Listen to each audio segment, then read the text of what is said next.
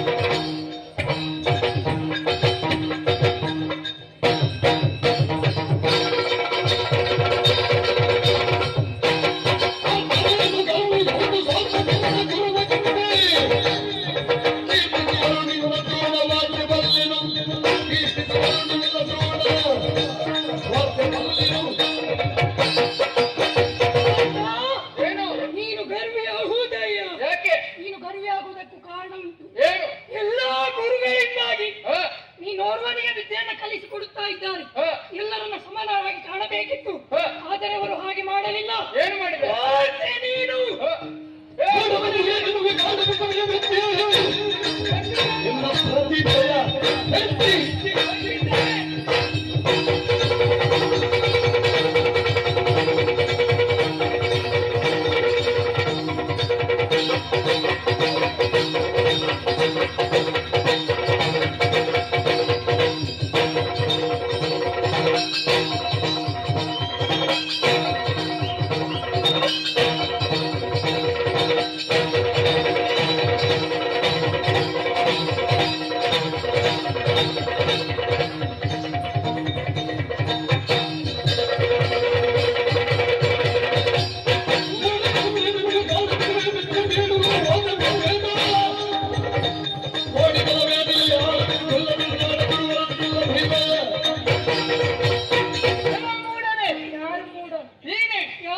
ಆಡುವಂತಹ ಬಡಿವಾರದ ಮಾತುಗಳನ್ನ ಬಿಟ್ಟು ಸ್ವಲ್ಪ ಮಾತಿನ ಬಗ್ಗೆ ಆಲೋಚನೆಯನ್ನು ಮಾಡು. ಯಾವ ಮಾತಿನ ಬಗ್ಗೆ? ಗುರುಗಳಾದಂತಹ ದ್ರೋಣಾಚಾರ್ಯರು ನನ್ನ ಗಾಢ ಪ್ರತಿಭೆಯನ್ನು ಮೆಚ್ಚಿ ನನಗೆ ವಿದ್ಯೆಯನ್ನು ಕಲಿಸ್ತಾ ಇದ್ದಾರೆ. ನಿನ್ನಲ್ಲಿ ಮಾತ್ರ ಕಂಡದ್ದೇನು? ನಿನ್ನಲ್ಲಿ ಇಲ್ಲ ಎಂಬುದನ್ನು ಅರ್ಥವಿಸಿಕೊಂಡು ನನ್ನನ್ನು ಮೆಚ್ಚಿದ್ದವರು. ಅವರಿಗೆ ನೋಡುವುದಕ್ಕಾಗಲಿಲ್ಲ ಅಷ್ಟೇ. ಯಾಕೆ ಗೊತ್ತು? ಯಾಕೆ? ಈ ಹಿಂದೆ ಕೆರೆಯ ಸಮೀಪದಲ್ಲಿ ಶಿಷ್ಯರೊಂದಿಗೆ ಹೋದಂತ ಸಂದರ್ಭದಲ್ಲಿ ಅವರ ಕಾಲಿಗೆ ಮೊಸಳೆ ಕಚ್ಚಿತ್ತು. ಆ ಸಂದರ್ಭದಲ್ಲಿ ಅವರು ಎಲ್ಲರಲ್ಲಿ ಕೇಳಿಕೊಂಡರು, ಹೇಗೆ ಕಾಪಾಡಿ ಕಾಪಾಡಿ ಎನ್ನುವ ಹಾಗೆ. ಆಗ ಯಾರಾದ್ರೂ ನೀವು ಏನ್ ಮಾಡಿದ್ದೀರಿ? ಅವರು ನಮಗೆ ಕೇಳುವ ಹಾಗೆ ಕಾಪಾಡಿ ಕಾಪಾಡಿ ಎಂದದಿಲ್ಲವಲ್ಲ. ಯಾರು ಹೇಳಿದ್ದು? ಎಲ್ಲ ಶಿಷ್ಯರ ಮುಂದೆ ಮುಂಭಾಗದಲ್ಲಿ ಕುಳಿತುಕೊಂಡು ಅವರು ಹೇಳಿದ ಮಾತದು. ಆದ್ರೆ ನೀವೇನು ಮಾಡಿದ್ದು? ಅವರ ಮುಖವನ್ನು ನೋಡಿ ಚಂದ ನೋಡಿದಲ್ಲದೆ ಮತ್ತೆಂತದ್ದು ಮಾಡಿದ್ದಲ್ಲ. ಇರಲಿ ಬಿಡು. ಆ ಹೊತ್ತಿಗೆ ಈ ಪಾರ್ಥ ಮುಂದೆ ಹೋಗಿ ಬಾಣವನ್ನು ಪ್ರಯೋಗಿಸಿ ಮೊಸಳೆಯ ತಲೆಯನ್ನು ಕತ್ತರಿಸ್ತಾ ಇದ್ದಾರೆ. ಹೇಗೆ ಮಾಡುವುದಕ್ಕೆ ಬೇರೆ ಕೆಲಸ ಇಲ್ಲ. ಹಾಗಾಗಿ ಅವರನ್ನು ಮೆಚ್ಚಿದವರಿದ್ದಾರೆ. ಅಷ್ಟು ಮಾತ್ರವಲ್ಲ, ಕಲಿಸುತ್ತಿರುವಂತಹ 100 ಮಂದಿ ಶಿಷ್ಯರಿಗೂ ಒಂದೇ ಸಮಾನವಾಗಿ ವಿದ್ಯೆಯನ್ನು ಹೇಳಿಕೊಡ್ತಾ ಇದ್ದಾರೆ. ನೀವು ತಿಳಿದುಕೊಂಡದ್ದು. ಹಾಗಾಗಿ ನೀನು ಗುರುಗಳ ಬಗ್ಗೆ ಇಷ್ಟು ಕೆಳಮಟ್ಟವಾಗಿ ಮಾತಾಡ್ತಿಂತಾರೆ.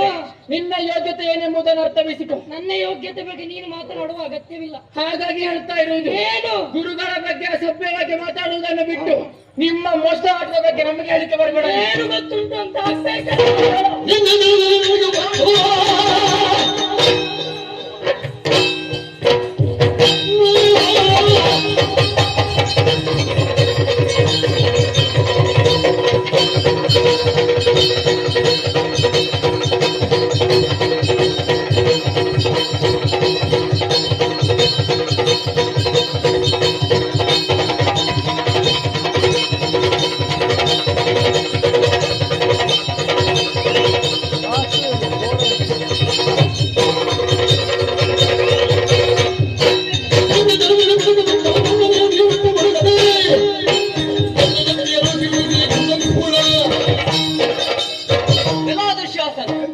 ಏನು ಹೇಳಿದಿರಿ?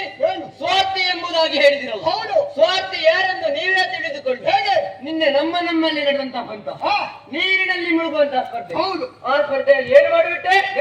ಮೋಸವನ್ನ ಮಾಡಿಬಿಟ್ಟೆ. ನೀರಿನಲ್ಲಿ ಮುಳುಗುವಂತಹ ಸಂದರ್ಭದಲ್ಲಿ ನನ್ನನ್ನ ಅದುಮೆ ಹಿಡಿದು ಬಿಟ್ಟೆ.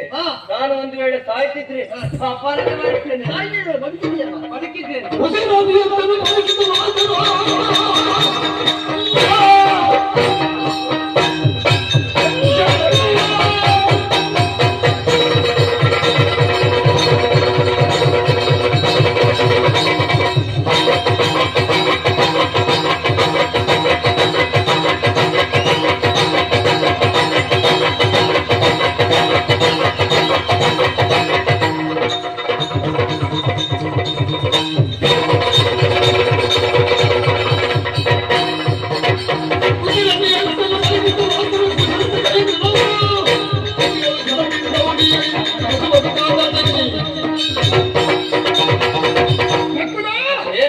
ನಿನ್ನೆ ಸ್ಪರ್ಧೆ ನೀರಲ್ಲಿ ಮುಳುಗುವುದು ಎಷ್ಟರ ತನಕ ಎಂಬುದಾಗಿತ್ತು.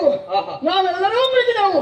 ಹಾಗಂತ ನೀನು ಮುಳುಗಿದ್ದೇನೆ. ಈಗಲೂ ಬರುವುದಿಲ್ಲ, ಮುಳುಗುವುದಕ್ಕೂ ಆಗುವುದಿಲ್ಲ ಅಂತವ ನೀರಿಗೆ ಹಾಯಿದೆ. ಈಗಲೂ ಒಂದು ಕ್ಷಣದಲ್ಲಿಯೂ ನಿಮ್ಮ ಸಾಯ್ತಾನೆ, ಸಾಯಬಾರ್ದು ಎಂಬ ಉದ್ದೇಶಕ್ಕೆ ಬೇಕಾಗಿ ನಿನ್ನ ತಲೆಗೆ ಹೀಗೆ ಕೈ ಇಟ್ಟದ್ದು. ನಿನ್ನನ್ನು ಕೊಲ್ಲಿಕ್ಕೆ ಬಂದ ನಿನ್ನ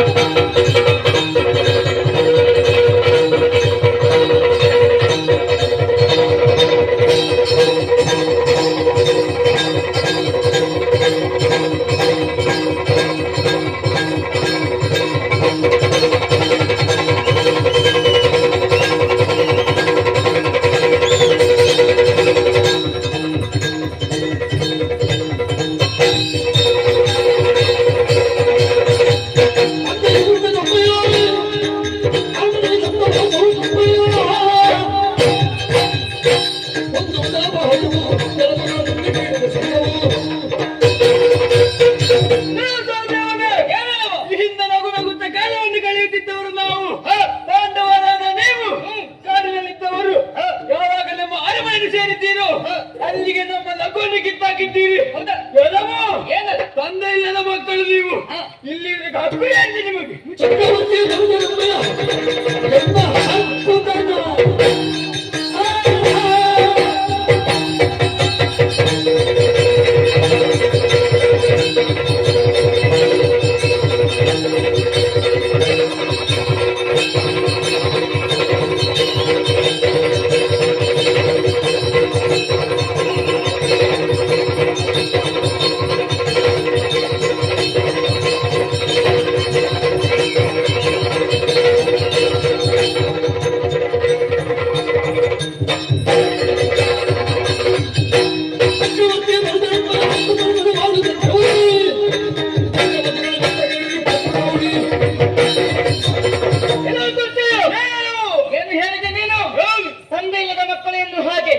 ನಮಗೆ ತಂದೆ ಇಲ್ಲದಿರಬಹುದು, ಆದ್ರೆ ತಂದೆ ವ್ಯಕ್ತಿತ್ವ ಘನತೆ ಗೌರವ ಎನ್ನುವುದು ಯಾವ ಕಾಲಕ್ಕೂ ಕಡಿಮೆ ಆಗುವುದಿಲ್ಲ.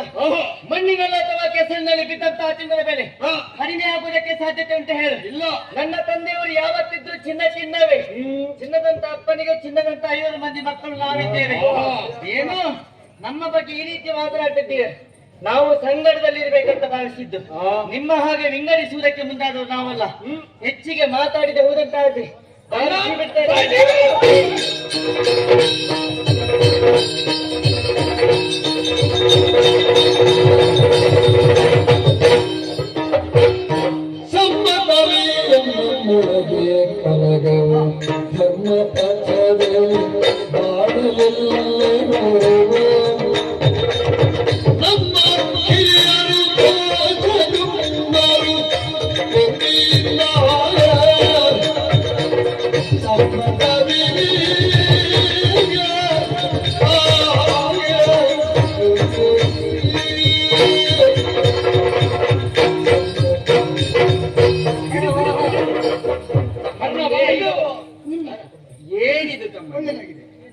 ಈ ರೀತಿ ಸಿಕ್ಕಲ್ಲಿ ಹೊಡಿದಾಡಿ ಬಡಿದಾಡಿದೆ ಯಾರಿಗೆ ಅಪಕೀರ್ತಿ ಬರುವುದು? ಯಾರಿಗೆ? ಪವಿತ್ರವಾದ ಚಂದ್ರವಂಶಕ್ಕೆ. ಅದರಲ್ಲೂ ಹಿರಿಯವರಾದ ನಮ್ಮ ಅಜ್ಜ ಭೀಷ್ಮಾಚಾರ್ಯರು ನಮ್ಮ ತಾಯಂದಿರು ಬೇರೆ ಆಗಿರಬಹುದು, ಆದರೆ ಒಂದೇ ತಾಯಿಯ ಮಕ್ಕಳ ಹಾಗೆ ಬದುಕುವುದು ನಮ್ಮ ಕರ್ತವ್ಯ. ಅದನ್ನು ಬಿಟ್ಟು ಈ ರೀತಿಯಾಗಿ ಕೋಪದ ಕೈಗೆ ಬುದ್ಧಿಯನ್ನು ಕೊಟ್ಟು ಅನರ್ಥವನ್ನು ಮಾಡ್ತಾ ಇದ್ದೀರಲ್ಲ ತಮ್ಮಂದಿರೇ. ನಾವು ಲೋಕಕ್ಕೆ ಆದರ್ಶರಾಗಬೇಕು ಹೊರತು ಮತ್ತೊಬ್ಬರ ಕಣ್ಣಿಗೆ ಕೀಳಾಗುವುದಲ್ಲ. ನಾವು ಧರ್ಮದ ಪಥದಲ್ಲಿ ನಡೆದದ್ದು ಹೌದು ಅಂತಾದ್ರೆ ಲೋಕದಲ್ಲಿ ಉನ್ನತ ಸ್ಥಾನವನ್ನು ಪಡೆಯಲು ಸಾಧ್ಯ. ಕಿತ್ತಾಡುವುದರಿಂದ ಏನು ಲಾಭವಿಲ್ಲ ತಮ್ಮಂದಿರ, ಏನಿಲ್ಲ. ಆದ್ದರಿಂದ ನಮ್ಮೊಳಗೆ ಜಗಲ ಕಲ ಸಹಲ್ ಅಲ್ಲ, ಸಿಟ್ಟು ಬೇಡ, ಪೆಟ್ಟು ಬೇಡ, ಒಟ್ಟಾಗಿ ಅರಮನೆಗೆ ಹೋಗಿ ಊಟ ಮಾಡುವ.